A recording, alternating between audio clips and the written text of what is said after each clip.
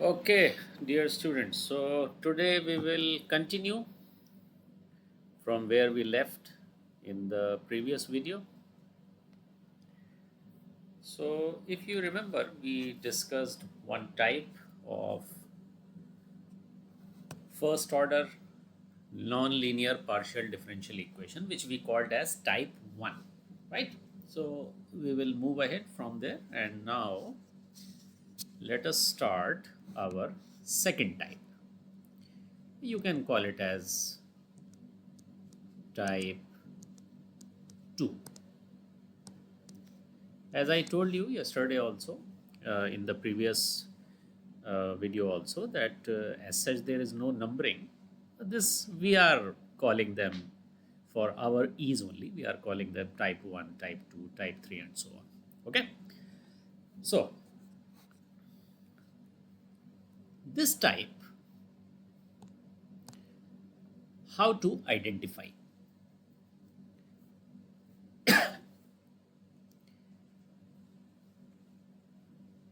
Here in these equations, you will see that there is no z. X will be there, our independent variable. Y will be there, our second independent variable. You will see P here in the equation, and you will also see Q, but there will be no Z. Okay. And another thing will be that you will always be able to write this equation in this form: some function of P and X is equal to some other function of y and q, or qy. Now, what is the meaning? The simple meaning is that here you will be able to separate p and x from q and y, or in simple language, on one side of the equation you will be able to shift everything with p and x, and on the other side of the equation you will be able to take q and y. Okay, so p and x goes to one side, q and y goes to other side. Okay, now how to solve this? The solution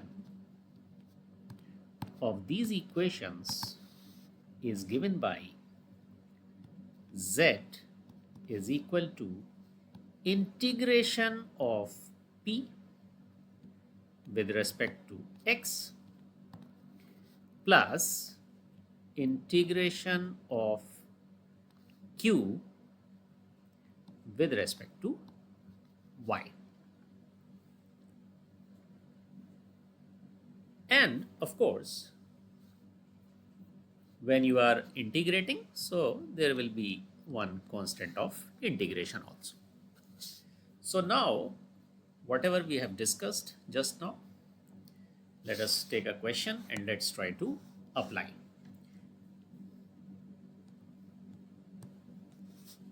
So the question is, find the complete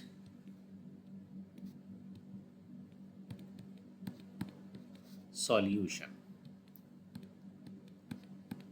If you remember, in the previous video we discussed what is a complete solution. Complete solution will have two arbitrary constants. Okay, so let us take the equation as square root of p plus square root of q is equal to x plus y. Now let us start the solution.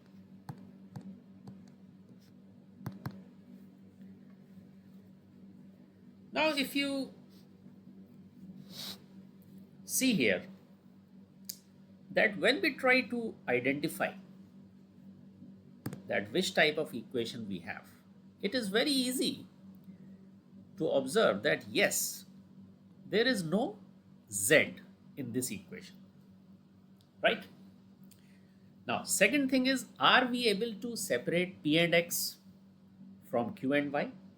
Or in simple language, everything including p and x goes to one side, everything including y and q go to other side. So is it possible here? Yes. Easily we can see that this equation, we can write it as square root of p minus x, and on the other side we will have negative square root of q plus y. So we have shifted x to the left side and we have shifted y to the right side. Okay. So we are confident now that yes, this equation is of the second type. There is no z in this, and p and x we have taken on one side and q and y we have shifted to other side. So looks good. Now I want to use this formula to find my solution. It means that I should be able to write this p in terms of, or you can say as a function of x. Then only I can integrate that with respect to x. And same way, this q, I should be able to write it as a function of y. Then only I will be able to integrate q with respect to y. So how to do this? So what we do, this equality which we have got here, we will put it equal to some constant k. Okay, this we are supposing. So suppose that this equality is equal to some constant k. So what can we achieve from here? So first equation you will get will be this, right? Square root of p minus x is equal to k, and this will give me square root of p will be equal to x plus k, and if you want to remove the square root, we will square both sides.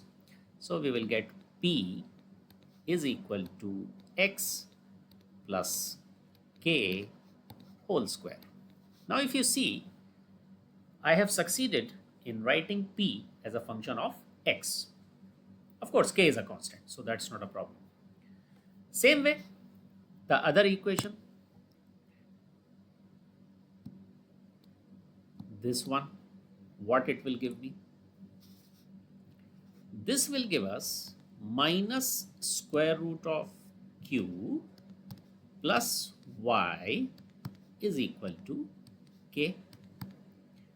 Or you can say that square root of q will be equal to y minus k.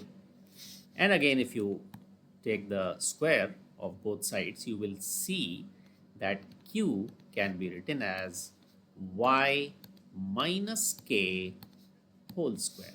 Again, we have succeeded in writing q as a function of y. Now I think we are in a position to write our solution. So the solution will be z is equal to integral of p dx, where p is x plus k whole square dx plus integral of q dy.